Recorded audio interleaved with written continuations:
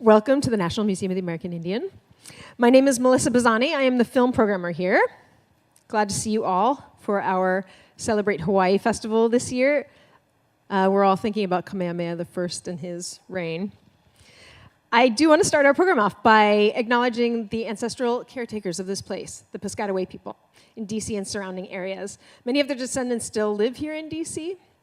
And I would encourage you all to go up to the second floor, and right outside of the elevator landing, there is a small exhibit about the Native people of this place.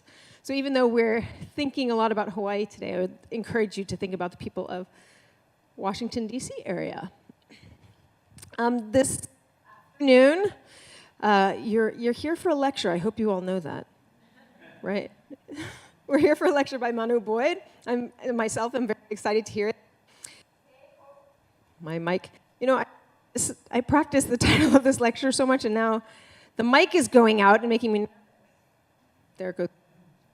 He Hoʻohiwahiwa no Paiʻea Kamehameha, a tribute to honor King Kamehameha I.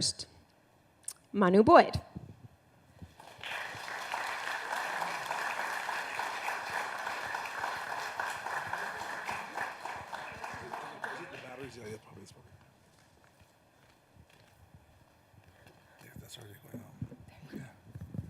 Aloha kākou. I'm going to begin today our presentation with one of several oli, or chants, that I'll be doing for the day, just to give you a sense of the poetry, or even the vocal style of Hawaiians. The first mele, or chant, I will do is actually a contemporary composition titled Maiwa I ka Haumai a ka Makani, but it's done in a very traditional style of chanting called Hoʻohiwahiwa. And Hoʻohiwahiwa is generally done for love pursuits. So I want to love all of you right now with this. It's said that the chant sort of mimics the ohehano ihu, which is a Hawaiian nose flute, which is used with the air from the nose into the flute, which is considered very pure, again, in love pursuits. And it speaks about the life cycles of a particular plant, which is called the a'ali'i makani. And for those of you botany buffs in here, it's Dodanea viscosa, which also grows on the continent and in other parts of the world.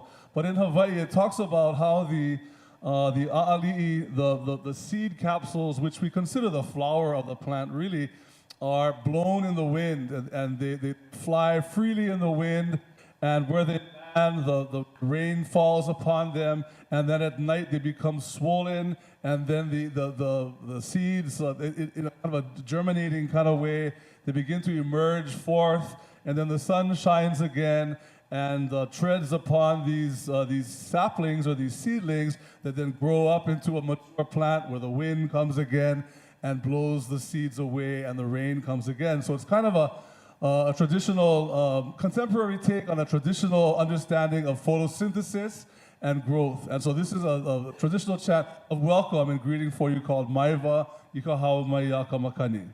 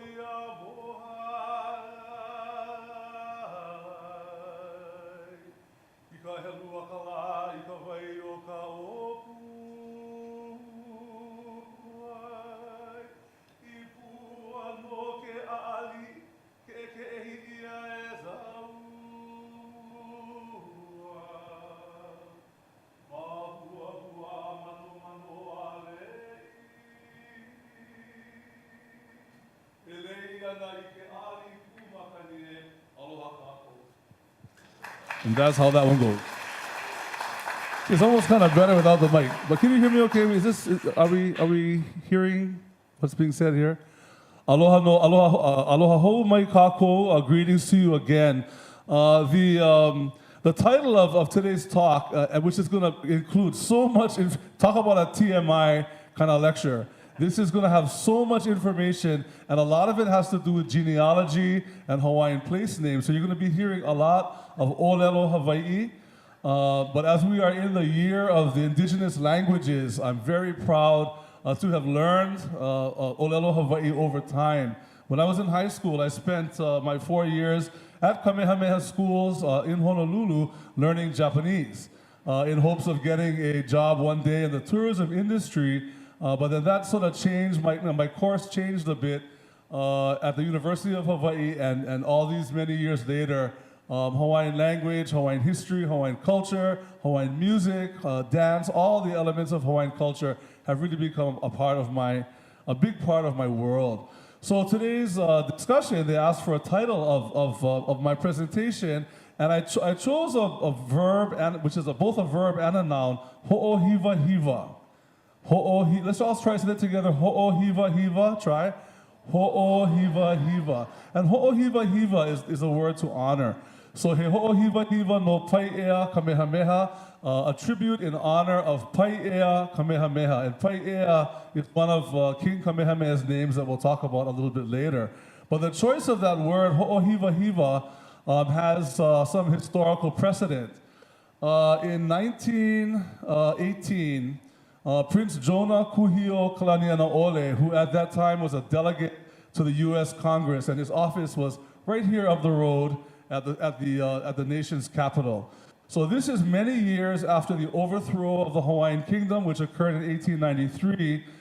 In 1902, after Hawaii had been annexed to the United States territory, the United States Congress had Hawaii representatives, and there were two prior to Prince Jonah Kuhio Kalanianaʻole, John Wise and Robert Wilcox.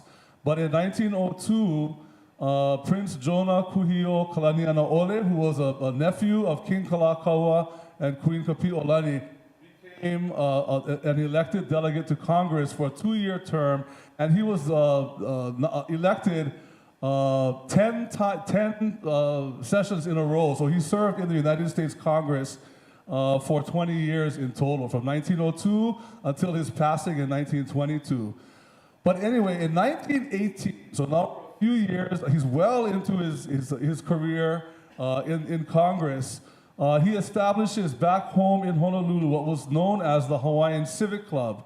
And today that is known as the Hawaiian Civic Club of Honolulu, one of about 60 clubs, including one that's located here in Washington, D.C., the Keali'i Maka'ainana Hawaiian Civic Club. But that first club was the product of Prince Jonah Kuhio Kalanianaʻole and his good friends. They had a group called Ahahuipu'u Honua.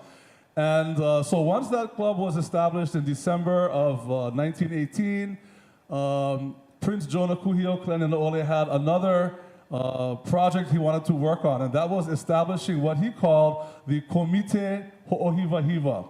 So again, that word Hoʻohiwahiwa, to honor, and Komite borrowed from English, committee, Komite Hoʻohiwahiwa, to plan the honoring of the passing of King Kamehameha the Great, the 100th commemoration of that. So that happened in 1918. So, in 1919. And so Prince Jonah Kuhio, partly working here in Washington, D.C., made it a point that the centennial of that commemoration would occur. And so it's really an honor for me today to be here at the bicentennial of the passing of King Kamehameha in May of 1819. Here we are in 2019. And so that Hoʻohiwahiwa word still carries mana or weight today. So mana, the Hawaiian term for power, for spiritual power, for physical power. But Kamehameha, when we talk about an image of a persona in Hawaiian history, is perhaps the most celebrated, most revered man, not only in Hawaiian history, but also in all of the Pacific, in Polynesia, and throughout the Pacific as well. So we talked today a lot about Kamehameha Ekahi, and also in honoring the National Museum of the American Indian and their choice to honor Kamehameha this year as well, with the artisans and the practitioners you see outside in the main hall area, demonstrating Hawaiian weaponry, which was extremely familiar to Kamehameha since he really unified the islands through warfare. Also the art of Hawaiian featherwork. And Hawaiian featherwork, the ahu'ula, or the long capes, the mahi'ole helmets, the lei hulu, or the lei that are made from the feathers of traditional of native birds, forest birds in particular, and the mele and the hula, the dance that you're witness to, are all part of the world of Kamehameha I. So we go back to the beginning of Kamehameha's life, and even his birth year is not certain. The date that is most accepted is 1758. The reason for that is prior to the first Western contact, or the first acknowledged Western contact, which happened in 1778 with the arrival of Captain James Cook. There likely were other foreigners who came to Hawaii before that, but probably never made it back to where they came from to tell the story of what they had found. Now, in 1778 and 1779, with Captain James Cook, he was killed in Hawaii, but his ships went back to England, and they were able to really tell the story and literally put Hawaii on the Western world map. And at the time of Captain Cook's arrival here, he met the young warrior chief Kamehameha and described him as being a young warrior of about 20 years old. And actually, Kamehameha was able to go on Captain Cook's ship. They went out for a bit of a sail, and he was able to really begin his interest at a very young age in Western technology. So Kamehameha, throughout his life, all the way till his passing in 1919, was enamored by technology. If there was anything that could do what he needed to do better, he was very quick to embrace it. And that wasn't really typical of all indigenous cultures. Oftentimes they would sort of not accept things that were coming in from the outside world. But Kamehameha, I think in his mind, was very advanced in his thinking.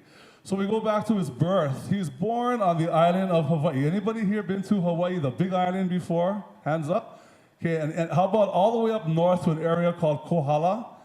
Okay, lots of people, when you go to that island, Kohala is a place that you want to see. And in North Kohala, Kamehameha was born, again, using this year, 1758, as a probable year for his birth. Again, this is now 20 years before written history in Hawaii. So for centuries, like other indigenous cultures, Hawaiian history was preserved through oral tradition.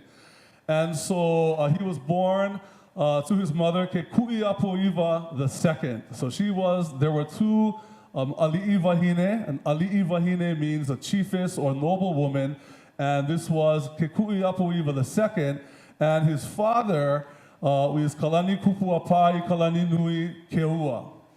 Now, Kamehameha is what is considered to be a po'olua child. So po'o, so I'll say po'o. Po'o means head.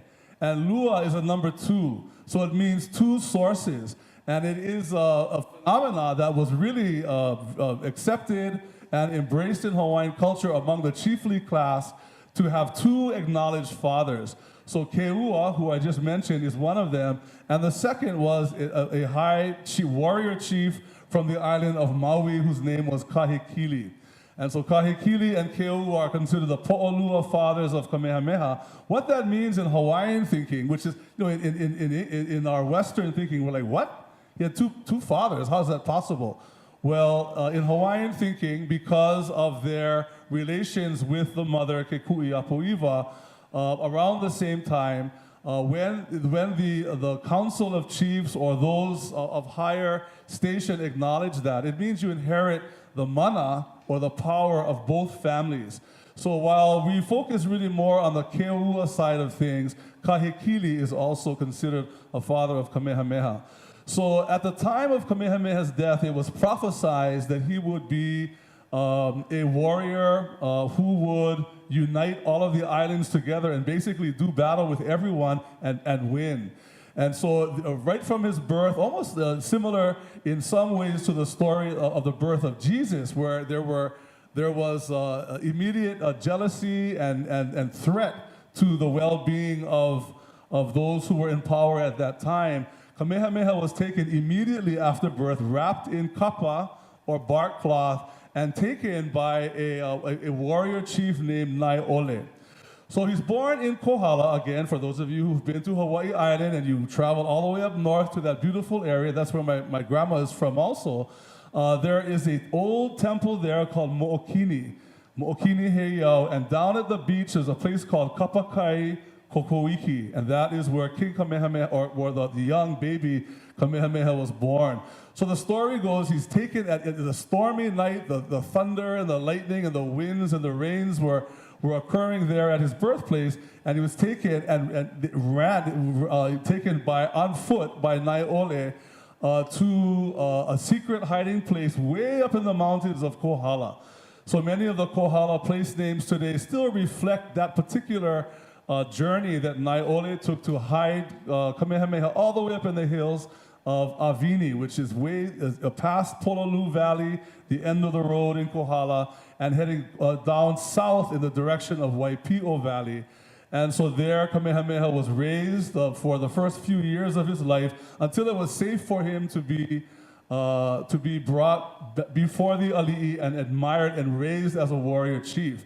His trainer was named Kekuhaupio, and Kekuhaupio trained him in the art of warfare from a very young age. He was very agile, very athletic, began to build his body doing feats of strength that would give him that strength needed to be a warrior. And as he grew up and matured, he really was quite tall, well over 6 feet tall, and extremely strong. One of the feats of strength that's kind of legendary in the story of Kamehameha is that there's this great stone that today lies in front of the Hilo Public Library on the island of Hawaii, the Naha stone, and he's said to have been able to lift that, which was an incredible, almost superhuman feat of strength to lift that Naha stone. So earlier I mentioned that one of Kamehameha's names was also Paiʻea. Let's all say that word, Paiʻea. Paiʻea. Paiʻea is a kind of a black crab, like an alamihi crab, for those of you Hawaiians in the house and are familiar with a'ama and alamihi. Well, Paiʻea is similar, but he was given that name of an animal or of a creature that was very agile and could move across the rocks very easily. And so that's, again, one of Kamehameha's names. So he's raised as a warrior, and he is now considered a favorite warrior, a favorite ali'i in the court of his uncle. So his father, Keua, who is one of the high chiefs of Kohala, his brother is Kalaniʻopuʻu, and Kalaniʻopuʻu is really the ruler of all of the island of Hawaii. So Kamehameha becomes a favorite of Kalaniʻopuʻu. Getting back, moving forward now to the time of Captain Cook's arrival in Hawaii in 1778, and then his death in 1779 in the area of Kealakekua. That is during the reign of this king Kalaniʻopuʻu. And so Kamehameha is given a lot of respect and a lot of authority by his uncle, but his uncle also has his own children, and one of them is named Kivala'o. So before Kalaniʻopuʻu is about to pass away, he makes a proclamation to his nephew, Kamehameha, and his son, Kivala'o, that he is going to leave the kingdom of the island of Hawaii to his son, Kivala'o. So just a little sidebar comment here is that the islands of Hawaii were all ruled as separate chiefdoms. So Maui was separate. Sometimes Hawaii would conquer Maui and the two were together. There was a time when Maui had conquered Oahu, so those two were together. Kauai and Ni'ihau to the west were always actually together in their rule, and usually separate from the rest because of the greater distance. In any case, the king of the island during the time of Captain James Cook, Kalaniʻopuʻu, says to his son, "You are going to inherit the kingdom of the island of Hawaii." But to his nephew, he leaves a very important religious position, and that is to be the keeper of the war god Ku Ka'ilimoku. So you've probably seen images, and we have some images on display today in the front area there, where you see the feathered, very fierce-looking feather war gods that represent Ku Ka'ilimoku, and that was the personal war god of Kamehameha. So well, what do you think actually happened then? So you have one child who has all of, one adult who has all of the island, and the other who has the war god. So how do you think it ends up? That's right. So I think Kalaniʻopuʻu knew what he was doing. He said he kind of knew. He favored, in a way, we can only assume that, but I think he favored his nephew Kamehameha. Because what happens next is, after Kalaniʻopuʻu dies in 1781, the following year, in 1782, there is the Battle of Moku Ohai. That's the first of the very important battles that Kamehameha does, and Kamehameha defeats his cousin, Kivala'o. So what that meant immediately is that Kamehameha now has control of the districts of Kona. Anybody been to Kona before? So Kona on the west side of the island, up north to Kohala that we had mentioned earlier, Kamehameha's birthplace, and coming down in the district that goes down towards Hilo, and that is the district of Hamakua. So that's a big chunk. The majority of the island is now directly under Kamehameha. Kivala'o's brother's name was Keokuahu'ula, and he has control over Ka'u.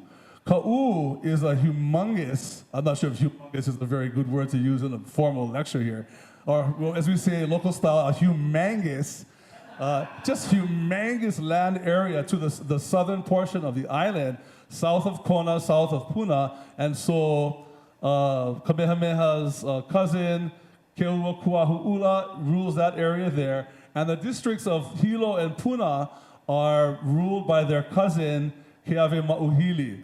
And so this is now setting the direction, or setting the stage, or setting the path for what Kamehameha has to do, even before it's even conceivable that he would think of bringing all of the other islands together, which happens a little bit later. So next, he is told, or he goes down to the Hilo side of the island, and he is now focusing on Keawe Mauhili, his cousin. He needs to defeat Keawe Mauhili so that he can gain control of the district of Puna, which would then have him about 2/3 of the island or so. When he's coming into Hilo Bay, anybody been to Hilo? Those of you Big Island travelers have been there. Coming into Hilo Bay, comes in with his large fleet of canoes, including his beautiful Va'akaulua. Speaking of Hawaiian canoes, you see the canoe that's outside there in the front, or out there in the front, whichever way the front is. That's just a small fishing canoe, very Hawaiian in its design and make, and made by Hawaiians for this museum. Kamehameha's canoes would have been very long racing canoes, war canoes, or the double-hulled canoes, much like Hokulea we see today, Hokulea, Hawaii Loa, and those double-hulled canoes that have great sails and can carry numerous people. And so he arrives into Hilo with those canoes and lands at a place called Kaipalawa, which is right across from Crony's restaurant, if you've ever been to Hilo before, in that area there. So we use modern references to kind of point out where that place was. When he gets to Hilo, he's greeted by his aunt. And his aunt, whose name is Ululani, she's a high chiefess of Hilo, sings a chant to him that says, and I did this earlier today at the very opening of the program, and I'll do it again for you at this time, just to kind of break it up a little bit with some Hawaiian mele.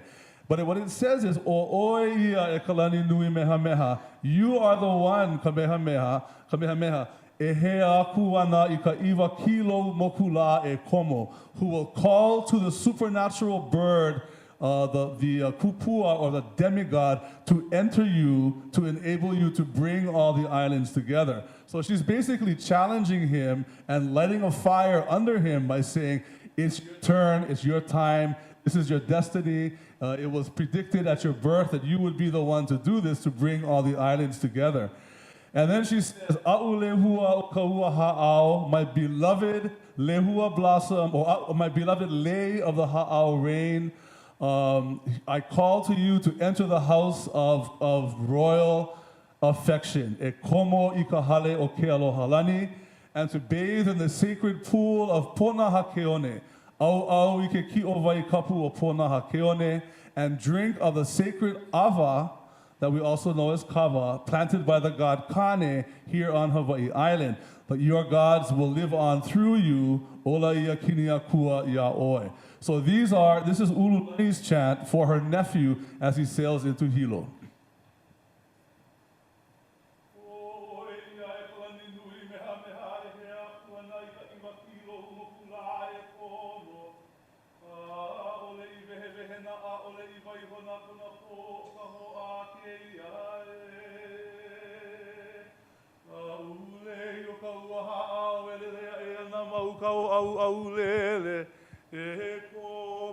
Hale o ke aloha lani, au I ke ki o wai ka puopo na ha te one. E inu I ta awa kane I kanua I Hawaii. Ola ia kingia kua ia oe. Hei noa no Kamehameha In honor of the name Kamehameha. And you can, it's okay. I mean, this is not that formal. But the subject really is formal. So now Kamehameha has had the fire. She literally says, "Okaho'a keiae." This is the igniting of of my challenge to you to get what you have to have done completed. So he does defeat the army of Keawe Mauhili, his cousin of Hilo, and this happens in a battle down in Puna. It's interesting is that part of the dance that was performed earlier outside by Halau Aulani, the part of that mele there is ku aku I ka pahu ku aka ava hana ne'e ke kikala o kohilo kini ho'i lu'ulu'u I ke one o hanakahi. And while it looked very happy and fun and all that in the hula performance, what it's basically saying is that standing and being pelted and with bitter defeat, the throngs return to Hilo with burdened, and they're beaten and they're bloody and they're lost. So just for the hula dancers out there, that's really what you're saying when all this ho'i lu'ulu'u I ke one, it's really a sign of defeat from the army of Keawe Mauhili. So now Kamehameha has secured most of the island that his cousin Kivala'o had inherited from his father and Kamehameha's uncle, Kalani Opu'u. So we take a little bit of a pause now and talk about a story in Puna. So on the island of Hawaii, let's look at our big island of Hawaii map. There's Kohala on the top. We come down to the west. This is Kona, down to Ka'u, South Point, down over here. South Point would be the southern tip of the island. That's why it's called South Point. And then we come up from Ka'u. Now we're coming up towards the Volcanoes National Park, and then into Puna, and then to Hilo, and then Hamakua, and then back up. So in Puna, on that side of the island, there's a story. While Kamehameha was down there, he saw some fishermen. And Kamehameha, when he was younger, could be kind of a bully.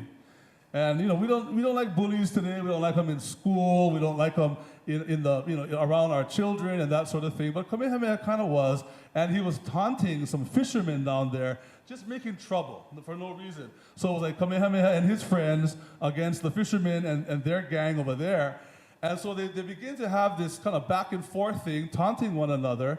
And Kamehameha is running like the crab on the rocks, and his foot gets stuck in a little crevice of the rock. He couldn't move anywhere. And so now he's like completely helpless. And so he begins to throw rocks at the fishermen, and they're blocking the rocks with their paddles, and it's making this sound like pack, pack, pack on the paddles. And that is the impetus of a Hawaiian ali'i name that we'll talk about maybe next year or the year after, the name Paki. Paki, that sound, the father of Princess Bernice Pauahi Bishop, another Kamehameha family member. So anyway, they actually strike him with one of their paddles. So Kamehameha is who's stuck over there, and the paddle breaks. And for some reason or another, they are convinced to sort of leave Kamehameha alone, and they just sort of back off because this guy, they know he's a warrior chief, they know he's somebody, and they sort of back off and they leave him alone. Kamehameha is freed, and he eventually returns to where he came from. Well, the story is years and years later, after Kamehameha did secure the island of Hawaii and possibly even the other islands, he went back to Puna and he found those fishermen, and where they thought that they were going to really, because they absolutely knew who Kamehameha was, that they were going to be punished for their treatment of him, breaking their paddle. And he instead rewarded them with land and position. And then Kamehameha proclaims what is known as the law of the Splintered Cattle, or Kana Wai Mamalahoi, which says that any old man, old woman, child, anyone has the absolute right to complete and perfect safety when traveling the roadways and should never be harmed. And that would really be punishable by death if people were poorly treated. So this is the beginning of this real humanitarian effort of Kamehameha, but that doesn't emerge until much later because he has a lot of war to still do. So in an attempt for Kamehameha to go to the south and defeat the last of his family members, Keokuahu'ula, there is an eruption, and the gases from the volcano, which we consider to be VOG today, or that kind of thing, that really, but it can be very poisonous as well, wipes out a big chunk of Keokua's army, so Kamehameha doesn't really even have to deal with it at that point. So he goes back to his home district of Kohala, and his kahuna. We all know the word kahuna to be a priest or to be an expert in any given field, sometimes used not so respectfully as the big kahuna in surf culture and all that, but it is what it is. But his kahuna, his priests, tell him that if he is going to be successful in uniting all the islands together, he has to build a huge temple on Hawaii Island at Kauai High. No, I've not even started yet. Okay, anyway, he builds this temple in Kauai High called Pu'ukohola. He sends one of his chiefs down to the south to go and invite his cousin, Keokuahu'ula, to come and be a part of the dedication of the heiau. As Keoua is sailing up the Kona coast up towards Kohala, he realizes along the way that he's not the guest of honor, he's going to be the sacrifice. And so he's then sacrificed at the heiau that secures Kamehameha's campaign to conquer the islands. I want to only go one more island, and then we're going to stop, and we'll come back tomorrow, and you'll hear the rest of it.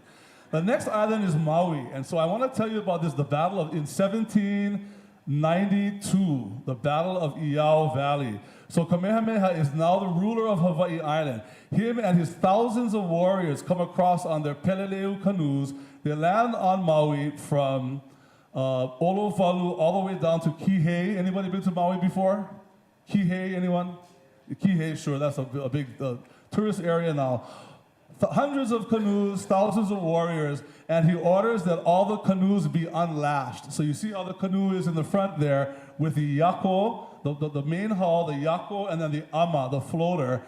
Take it all apart, unlash their canoes, and he says to them, "Imua e nā poki'i inu I ka wai ava a ohe hope e ho'i mai ai." Forward, my younger brothers and sisters, and drink of the bitter waters. There's no turning back now. He didn't want anyone to be able to flee, jump on their canoes, and head back to Hawaii Island.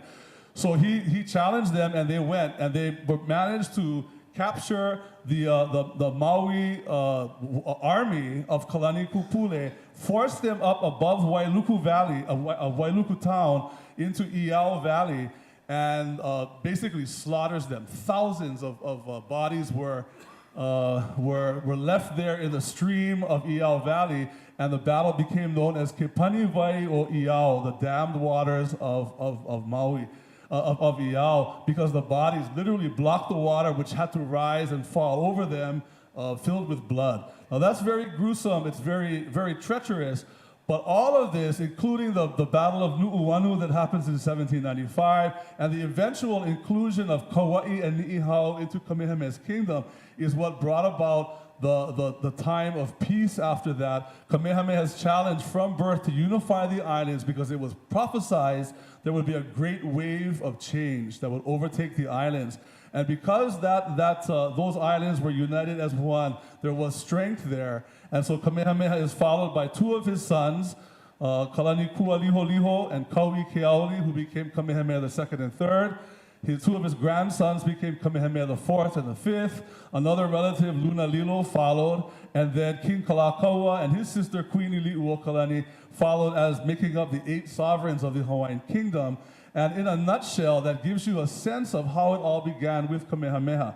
For centuries prior, again, the islands were run as individual chiefdoms. All of the islands have their own royal histories and histories of warfare, and warfare, only a small part of Hawaiian history, but the long periods of prosperity and goodwill and productivity on all the islands is really what is remembered today by Hawaiians in Hawaii through mele and through song. I'm going to wrap it up here because I know we have another performance or presentation to happen, but I think we can take a few questions. If anybody has questions, that was a lot of information, but anything I can, yes. Here. But we have a mic coming to you. It's not a question, but we know there's a statue of King Kamehameha in the Capitol. Yep.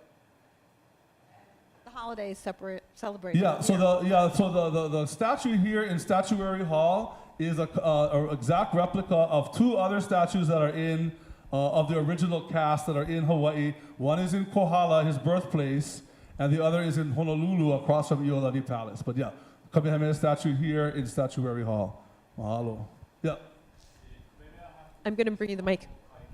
Hang on. He did. The question is, did Kamehameha need to face his uncle Kahekili in battle, or really his Po'olua father?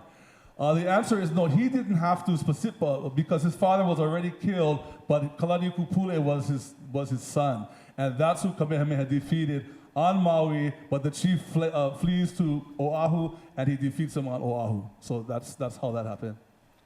Good question. Anything else? Okay, one question there. When he destroyed the boats on Maui, he said, "My brothers and sisters." Yeah. Did he have female warriors?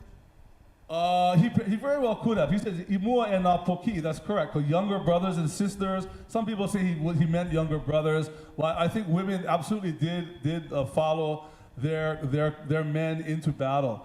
Imagine trying to care for trying to feed thousands of people, trying to care for them. So that was a part of a strategy in Hawaiian battles, was that the women were there nearby their men to take care of them if things went wrong, and also to feed them. So that would be the word poki'i, which means younger brother and or sister. Okay, anything else? That was an amazing job of wrapping up. Yeah, right? Good job. Yeah, mahalo nui. I had so much more to tell. I didn't even get started yet, and all of a sudden we're done. But that's just so I guess in closing, because I do have a couple more minutes. The thing about Hawaiian history is that there's so much about it that is written. Hawaii, when the American missionaries came the year after Kamehameha died, but he already had lived 41 years of his long life, with foreigners around him. He knew what Christianity was. He chose not to embrace it. After he died, that did become the ho'omana, or the religion of the land. But one thing the missionaries did was they created an alphabet which kind of reduced the Hawaiian language sounds, took out the sounds like T and R and S and all that, which are really still in the language, like Tamehameha, Kamehameha, same thing. What they did, though, was the literacy rate in Hawaii by the third quarter of the 19th century was the highest in the world. Everybody in Hawaii could read and write.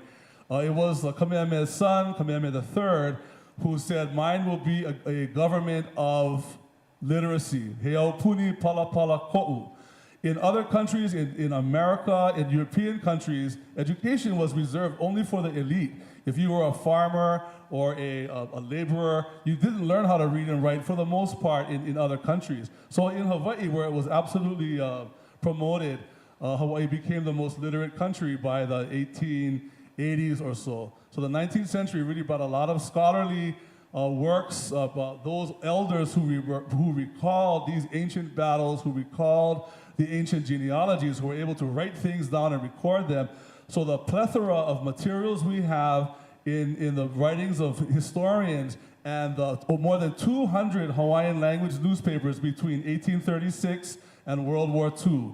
Papers in Hawaiian language that captured stories from the kupuna were literally rich with information. Hawaiian language over time that was once banned in Hawaii by the Republic of Hawaii, that was basically American run, is now flourishing. There are thousands of people, young ones in particular, who are speaking Hawaiian now. So I think that when you think of Hawaii and think of just the hula dancers and the Mai Tai drinks and the Diamond Head and all that, it really goes much deeper than that. And the heritage is really proud and very deep and very rich.